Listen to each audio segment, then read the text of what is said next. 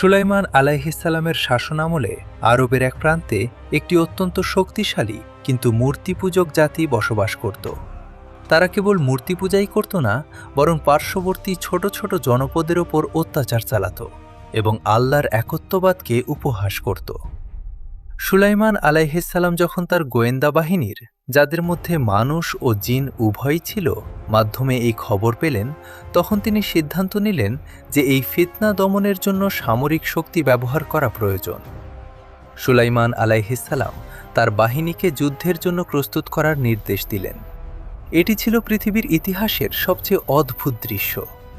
সামনের সারিতে ছিল বনি ইসরায়েলের শক্তিশালী যোদ্ধারা, তারপরের বিশাল সারিতে ছিল ভয়ঙ্কর ও শক্তিশালী জিনেরা।